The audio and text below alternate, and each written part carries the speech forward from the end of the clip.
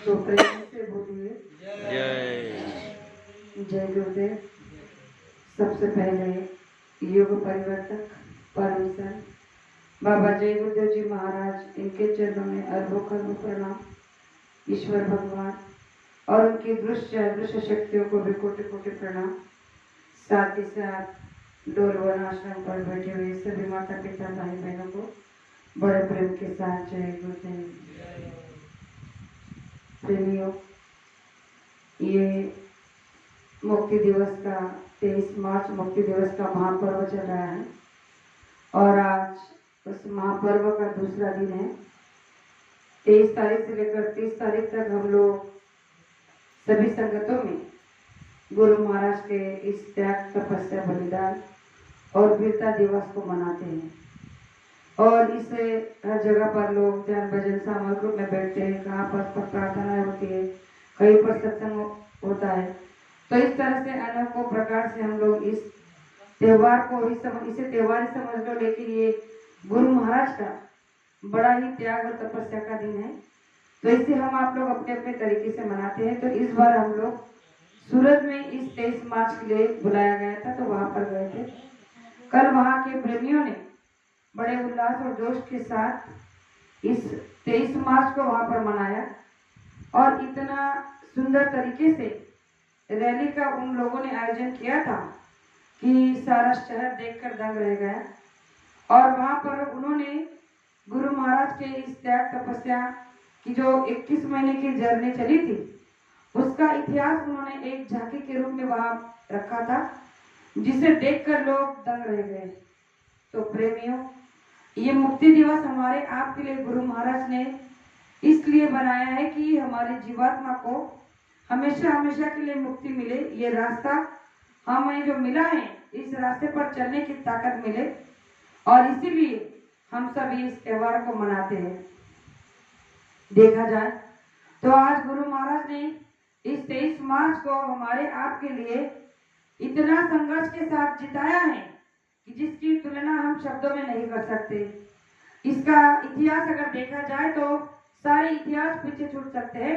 ऐसा इतिहास गुरु महाराज ने इन 21 महीनों में बनाया है। हम सब जानते हैं कि 23 मार्च इसे क्यों कहा जाता है। इतिहास को सब जानते हैं कि गुरु महाराज को 21 महीने तक जेल में क्यों रखा, और रखा भी तो किस तरह रखा।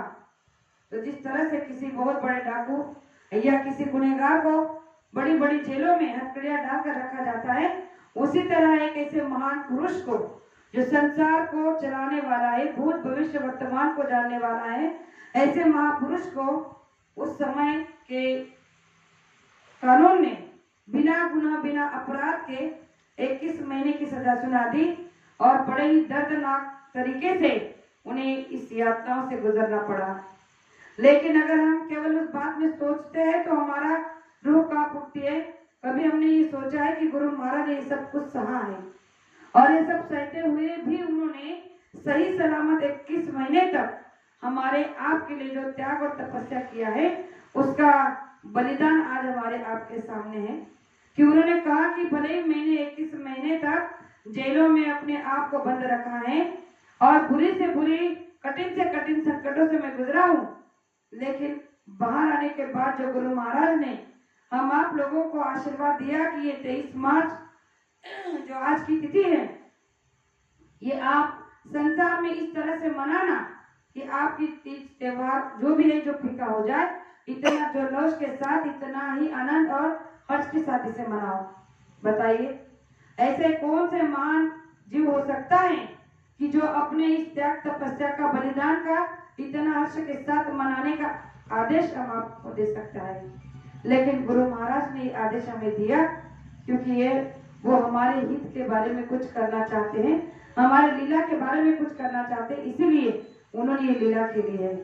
प्रेमियों, आज होली है और इस होली का महापर्व पूरे भारतवर्ष में मनाया जा रहा है।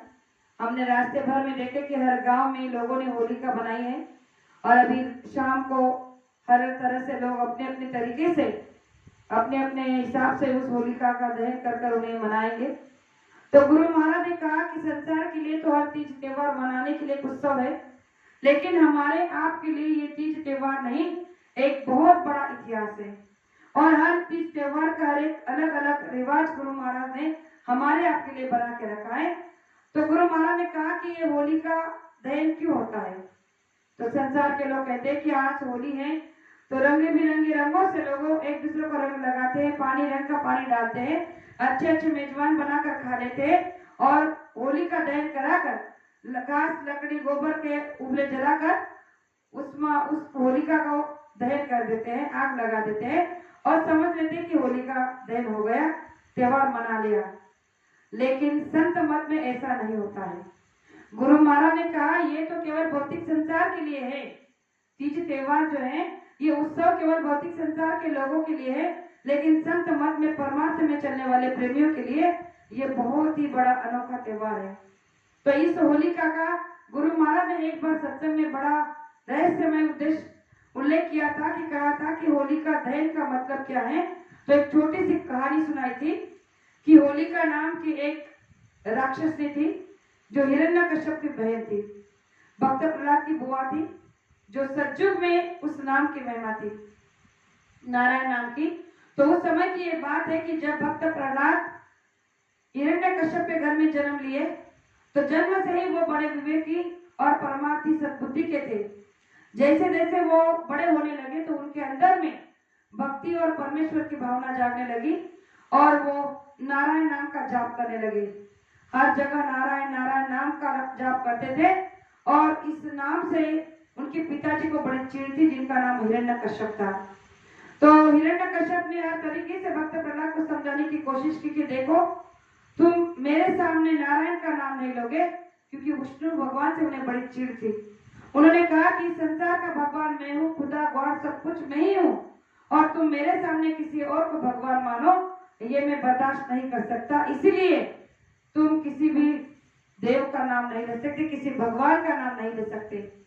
लेकिन भक्त प्रहलाद ने कहा कि ये तो मेरे अंतर में बसा है, आत्मा में बसा है नाम, जिसे आप चाहकर भी मिटा नहीं सकते और इसीलिए मैं जीते जी मरते दम तक इस नाम से जुड़ा हूँ और इसके साथ ही जुड़ा रहूंगा।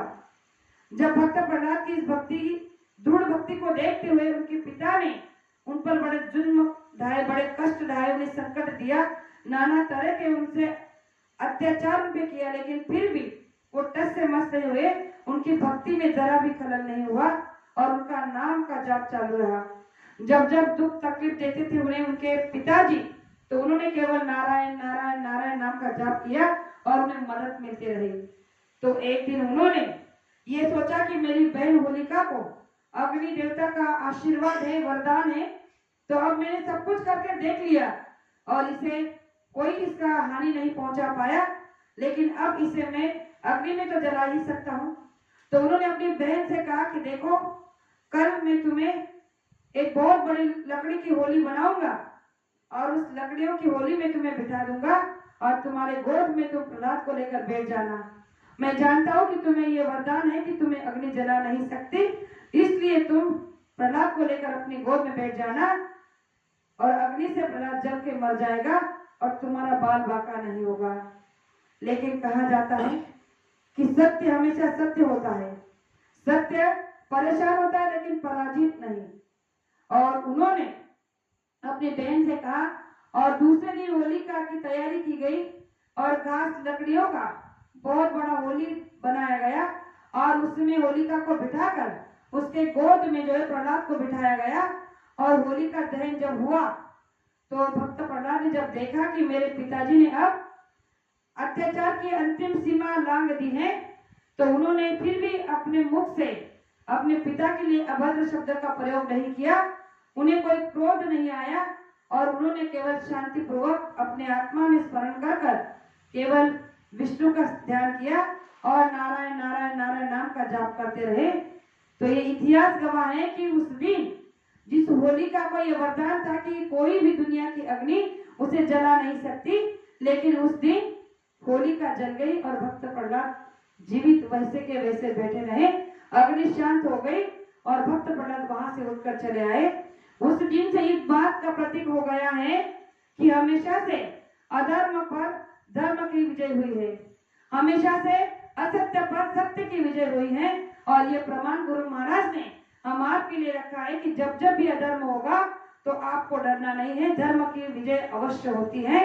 तो ये प्रमाण इस होली का दहन से हमें मिला है कि भक्त प्रहलाद को जितने भी कठिन से कठिन यातना दी गई, कष्ट दिए गए, लेकिन उन्होंने अपनी भक्ति में खलल नहीं आने दिया। अपनी भक्ति के ताकत से उन्होंने इतनी दृढ़ भक्ति को बना दिया कि उनकी मौत भी उन्हें छू नहीं सकी। अग्नि, जिसे अग्नि से बचने का वरदान था, वो अग्नि से जल के मर गई, और जिसे अग्नि जला सकती थी उसका बाल भी बांका नहीं हुआ। ये होता है सत्य का विजय। इसलिए गुरु महाराज ने कहा कि जब जब अधर्म होगा, जब जब असत्य बढ़ेगा तो सत्य भी होगा और सत्य का विजय भी होगा। इसलिए आज हम सभी प्रेमी बड़े ही सौभाग्यशाली है कि गुरु महाराज ने इन छोटे छोटे तीज त्योहारों का बड़ा ही उल्लेख बड़ा अच्छे तरीके से किया है कि जिसे संसार के लोग समझ नहीं सकते, लेकिन हम तो आप समझ सकते हैं।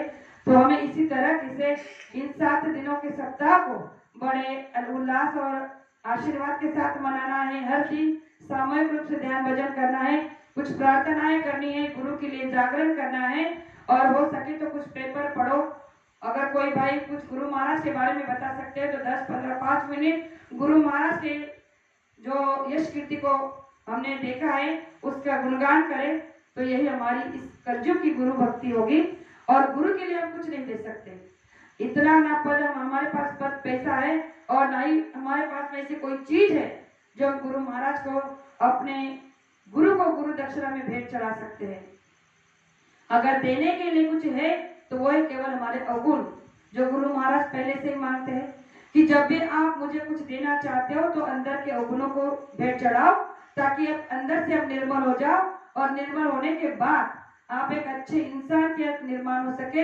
एक अच्छा इंसान जब इस देश का भविष्य बनाएगा तो इस देश का परिवर्तन होने से कोई रोक नहीं सकता। इसीलिए हम सभी को इन बातों को ध्यान में रखते हुए 23 तारीख से लेकर 30 तारीख तक इस सप्ताह को बड़े उल्लास के साथ मनाना है और गुरु चरणों में मनाना है। इसके सिवा हमारा और कोई भी आराध्य दैवत नहीं होना चाहिए। ये बात हमारे दिल दिमाग में जहन में बैठ जाना चाहिए। तो मैं आज आपसे इतना ही कहना चाहूंगी कि मेरा परम सौभाग्य है कि जहाँ जिस भूमि पर गुरु महाराज के चरण स्पर्श लगे हैं वहां पर मुझे एक शायद तीसरी चौथी बार आने का मौका मिला है। और आज अब की बार तो मेरा सौभाग्य और भी ऊंचा हो गया कि ऐसे त्याग, तपस्या और बलिदान वीरता दिवस पर जो मुझे यहाँ आने का मौका मिला। 23 मार्च का महापर्व चल रहा है और हमारे सुमय अन्ना ने कहा कि आज घर जाना है, लेकिन आज घर जाते हुए आज के दिन हम डोलवन जाएंगे, रामपुरा जाएंगे, और वहाँ अपने चरण स्पर्श किए हुए भूमि को नतमस्तक होकर वहां से आगे जाएंगे। तो मेरा परम सौभाग्य है कि बार बार यहाँ आती हूँ और अपने कर्मों को जलाने के लिए गुरु महाराज से विनती करती हूँ। तो आज इस होली का दहन पर हम गुरु महाराज से एक ही प्रार्थना और अरदास करें कि हमारे अंदर में जितनी भी अवगुण बुराइयां हैं उन सभी को आज इस होली का दहन में दहन कर जला दीजिए, और हमेशा के लिए हमारे अधर्म को मिटाकर धर्म की स्थापना कर दीजिए, और असत्य पर सत्य की विजय प्राप्त होने की हमें ताकत और शक्ति दीजिए।